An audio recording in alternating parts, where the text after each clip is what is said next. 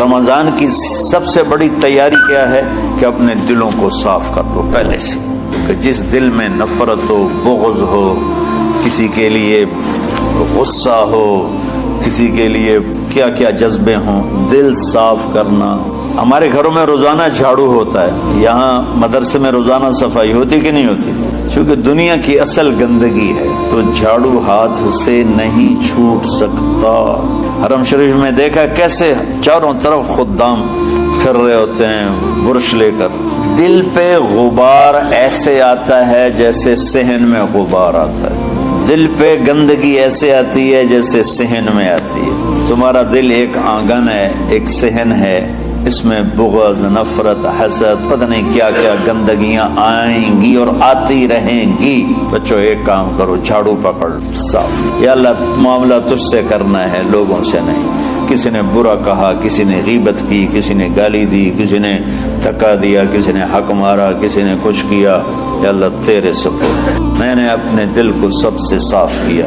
یہ اتنی بڑی عبادت ہے کہ بڑے بڑے نفلوں والے، تہجد والے، حج عمرے روزے والے تمہیں نہیں پکڑ سکیں، کیونکہ اس کا کرنے والا دنیا میں کوئی نہیں۔ نفل پڑھنے والے تو بے شمار ہیں، عمرے کرنے والے بے شمار ہیں، علماء بے شمار ہیں، حاجی بے شمار ہیں، سخاوت کرنے والے بے شمار ہیں، لیکن اس ٹکڑے کو صاف کرنے والا لاکھوں میں ایک بھی نہیں۔ مشکل کام ہے، آپ یہ سیکھ لیں، صاف کریں۔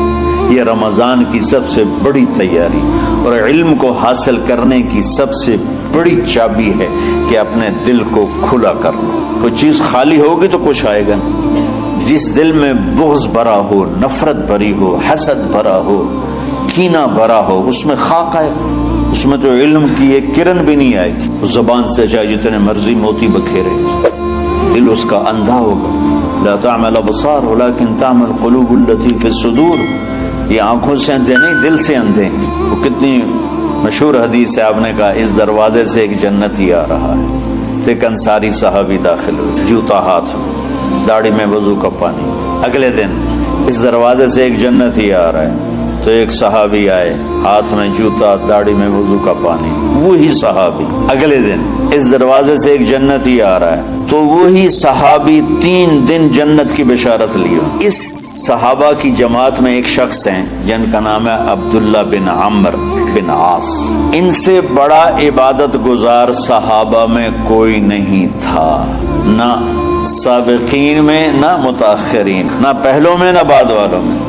ان کی عبادت کیا تھی؟ ساری رات جاگنا، سارے دن کا روزہ اور ایک ختم قرآن صبح سے شام۔ اتنی اللہ نے طاقت دی تھی، ایکسٹریم ہونے والی بات آ گئی۔ ان کی شادی والی رات حجلہ عروسی میں داخل ہو رہے ہیں، دلہن کے کمرے میں داخل ہو رہے ہیں اور مصلی بچھا کے اللہ اکبر، اور دیر نفل تے نفل، دیر نفل تے نفل۔ تو ان کی بیگم نے دیکھا تو وہ بھی خیر کا زمانہ تھا، انہوں نے وضو کیا اور پیچھے مصلی بچھا کے وہ بھی فجر تک نفل پڑھتے رہے۔ صبح ہوئی تو حضرت عمر بن عاص رضی اللہ عنہ نے پوچھا بیٹی رات کیسی گزری؟ کہا جی ماشاءاللہ آپ کے بیٹے تو بڑے عبادت گزار ہیں، ساری رات نفلوں میں ہی گزری۔ تو وہ ان کو شکایت کر دی۔ حضرت عمر بن عاص کو اتنا غصہ چڑھا، ان بیٹے کو تو کچھ نہیں کہا، کتنی حکمت کی بات ہے۔ سیدھے گئے اللہ کے نبی کے پاس، یا رسول اللہ یہ عبداللہ دیکھیں کیسا نادان ہے، اس کی شادی کی ساری رات نفل پڑھتا رہا۔ تو آپ کہتے ہیں ماشاءاللہ ماشاءاللہ کتنی بڑی بات ہے، نفلوں میں گزر گئی، رات بھی نفلوں میں گزر گئی۔ تو آپ نے حضرت عبداللہ بن عمر کو بلا کے ڈانٹا کہ تو نے مہینے میں 3 دن روزے رکھنے، بس اس سے زیادہ نہیں رکھنا، اور ہفتے میں 1 قرآن ختم کر۔ کہا یا رسول اللہ میرے اندر طاقت زیادہ ہے۔ پھر اچھا 15 دن روزے رکھنے، کہنے میرے اندر طاقت زیادہ ہے۔ آپ اس کو تھوڑا تھوڑا کر کے گھٹاتے رہے اور وہ ہر دفعہ نہیں یا رسول اللہ میرے اندر طاقت زیادہ ہے۔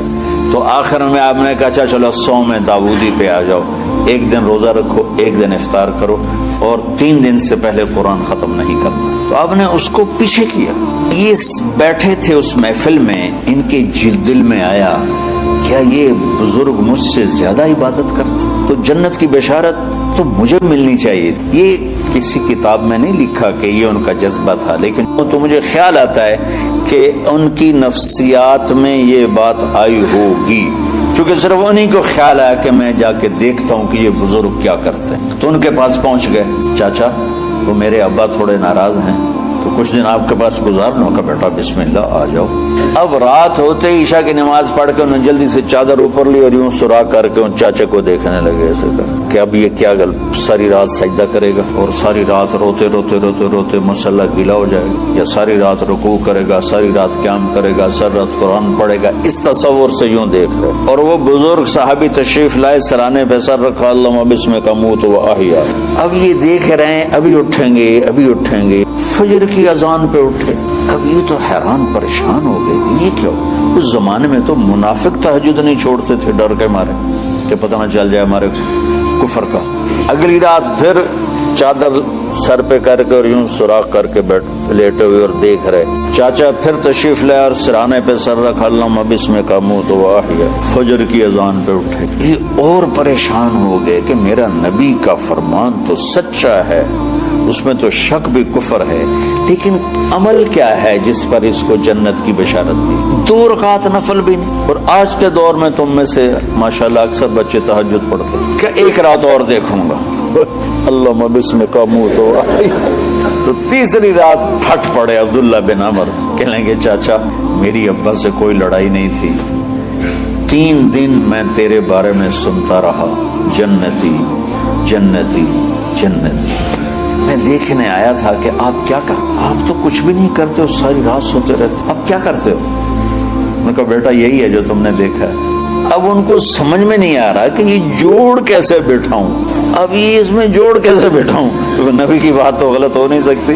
تو اب وہ نا ایسے نا بڑے بے دل سے ہو کر واپس مڑے، پتہ نہیں کی چکر ہوئے گی کوئی گل. جب وہ دروازے تک پہنچے تو کہنے لگے بیٹا ادھر آنا.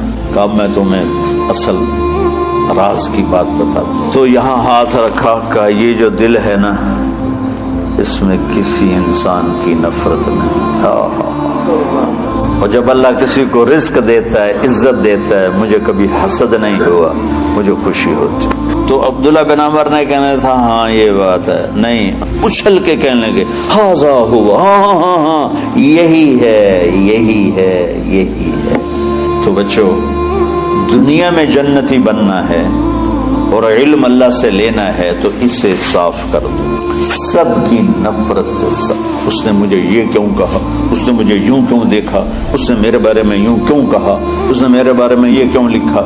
تو ساری امت سے کہتا ہوں رمضان کا استقبال کرو دلوں کو صاف کر کے، نفرتوں کو مٹا کے. مذہبی نفرت، دنیاوی نفرت، رشتوں کی نفرت، بول چال کی نفرت، سیاست کی نفرت، لین دین کی نفرت، ان سب سے اپنے دل کو صاف کرو تاکہ رمضان میں اللہ نے علم اتارا، اللہ تعالیٰ آپ کو علم عطا فرمائے. اور باقی لوگ جو عام دنیا میں زندگی گزار رہے ہیں ان کے دلوں میں اللہ رمضان کا نور اتارے اور اپنے اور ہدایت کا نور اتارے. یہ سب سے بڑی تیاری ہے اس کی. اور کسی سے گلہ ہے، غصہ ہے، ناراضگی ہے، کسی سے بھولتے نہیں ہو، آپ شعبان سے رمضان کی تیاری شروع فرما دیں. اس کی تیاری کیا ہے؟ وہ دلوں کو صاف کرو، معاف کرو، معافی مانگو. تمہارا قصور نہیں پھر بھی معافی مانگ لو، دلوں کو صاف کرو اور اللہ سے سخاوت مانگو کہ اللہ کو سخی بھی پسند ہے اور صاف دل والا بھی پسند ہے.